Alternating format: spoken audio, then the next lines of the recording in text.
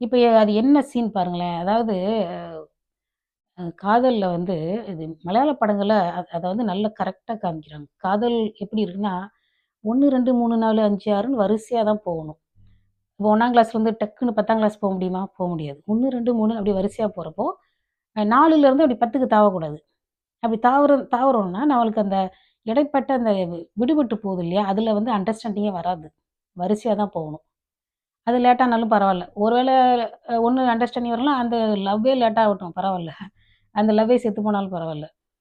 அ அ கொஞ்சம் நிதானமா, பொறுமையா காமிப்பாங்க மலையாள படத்துல. ஏன்னா நம்ம தமிழ் படங்கள்ல பார்த்தீங்கன்னா, அப்படியே லவ் பண்ணுவாங்க, புடிச்சிருக்கு, உடனே வந்து வீட்டுக்கு வா, அங்க போலாம், இங்க போலான்ற மாரி காமிக்கிறது. இது வந்து ஒரு ஒரு பொறுப்பில்லாத அல்லது ஒரு காதல பத்தின ஒரு அண்டர்ஸ்டாண்டிங்கோ, இல்ல ஒரு லாங் டர்மா நம்ம இளைஞர்களுக்கு என்ன சொல்ல வர்றோன்ற அறிவே இல்லாம சொல்ற டைரக்டர்ஸ் தான் காரணம். ஏன்னா, இப்போ அந்த பொண்ணு, பையன் யாரு வந்து தூண்டுனாலும் சரி இந்த விஷயத்துக்கு, ரிசல்ட் வந்து ஏதாவது ஒரு பிரச்சனை ஆயிடுச்சுன்னு வச்சுக்கோங்க. ஏதாவது ஒரு பிரச்சனை ஆயிடுச்சுன்னா, லவ்வர்ஸா இருக்க மாட்டாங்க. ஒரு ஆண், பெண் ஆயிடுவாங்க. இவன் தான் காரணம்னு அந்த பொண்ணு சொல்லுவான். அந்த பொண்ணு தான் காரணம்னு இவன் சொல்லுவான். இப்ப இந்த 2 பேரையும் விட்டு மத்த எல்லாரும் சொல்லுவாங்க. உங்க 2 பேருக்கு தான் புத்தி பத்தல அப்டின்னுவாங்க. சரியா நான் சொல்றது? அதாவது காதல்னா ஒவ்வொரு ஸ்டேஜ்ல அப்டியே மெதுவா போகணும். அப்பதான் அது சக்சஸ் ஆகும். ரொம்ப குயிக்கா போகணும் அப்டின்னா, அது குயிட் ஆயிடும். சரியா? இதுல வந்து பேசிக்கா இப்ப நான் வந்து ஒரு கேர்ள் கிடையாது. நான் ஒரு அம்மாவா தான் பேசுறேன். டீனேஜ்ல அ பிரெக்னன்சி அப்டின்னாலும் பெரிய குற்றமாயிடும். எந்த நாடா இருந்தாலும் சரி. ஏன்னா இந்தியாவுல மட்டும் பிரச்சனை இல்ல. நேரா போ அ கோ இது அ டாக்டர்ட்ட போவாங்க. அது போலீஸ்ட்ட போவும். அப்டி இப்டி போவும்.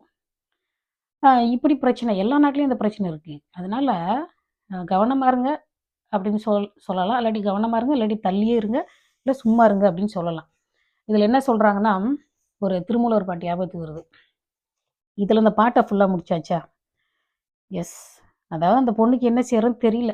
ஏன்னா, அது நம்ம செய்றதெல்லாம் கரெக்ட்டுன்னு நம்ம சில சமயம் நெனச்சுக்கிறோம். அதாவது உலகத்துல படிச்சவங்க, அறிவாளி, ரொம்ப திறமைசாலி எப்படி இருந்தாலும் சரி, சில சமயத்துல லவ் பண்றப்போ மூளையே வேலை செய்யாது.